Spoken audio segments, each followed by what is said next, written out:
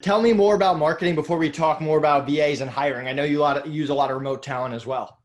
Yeah, so on the Facebook side, I mean, when it comes to really understanding kind of what's going on, I usually just recommend just test, test, test. Of course, that's the biggest thing. But, I audit so many accounts where people think they can, build one ad and test one audience, they're going to scale to the moon.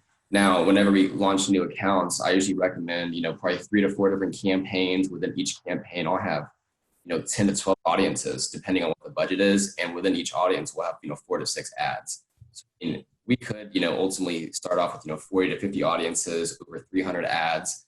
And, what that pretty much does is with these different ads, Facebook places them in different pockets because, some do better than others, vice versa the next day. So you kind of give yourself a little bit more leeway. And it's kind of one of those concepts, why throw one dart to get a bullseye when you can throw 20?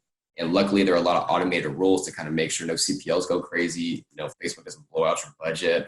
But things kind of along that line to have a little safety net because it's changing a lot more to where you kind of have to throw stuff at the wall and kind of hope it sticks. It's a terrible way to kind of say it, but with Facebook, of course, one thing to keep in mind is you can't fall in love with campaigns. Audiences are creative because I'll have some accounts where you have campaigns running for 6 months and they kill it. But, of course, one day they, crap the bed. And of course, you can't do much after that. You have to, continuously be testing new things because nothing lasts forever. What else did we miss? What else did we miss about marketing and using social media? Yeah, if you have a product, I would more or less say focus on, emails. Emails are everything.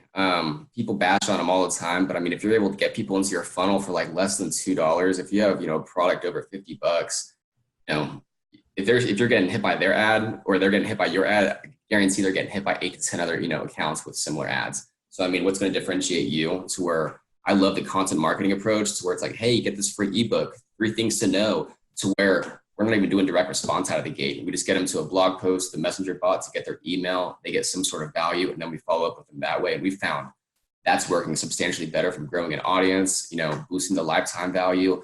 The average order value does suffer in the beginning, simply because you have to have kind of lower barrier of entry offers. But of course, with the amount of volume you're bringing in, it's going to be a way bigger return on LTV in the big picture. So, I mean, my big thing with marketing, I would say, take the content marketing approach. Facebook, it's not really learning on how to scale. It's more of kind of content these days. How's your videos? You have blogs. So, I mean, before a lot of people start, it's not going to be a one-hit wonder. I love saying that, but, have videos, have blog articles, lead magnets. The more content you have, the better because, I'll test 4 or 5 offers at one time, just because, one's not going to be that one fix. So, I mean, with Facebook, you have to test. And I mean, luckily you can do it within 3 days. So my big thing is, the more value, the merrier. Provide as much value as you possibly can without giving, the way the keys to the farm pretty much. I would say it's more of understanding the platform, knowing where everything is, understanding how the algorithm kind of works when it comes to kind of manual bids, testing, because it changes, pretty frequently. I would even say I did an article probably 3 or 4 months ago, and what my recommendations in there were, I probably wouldn't recommend that again now.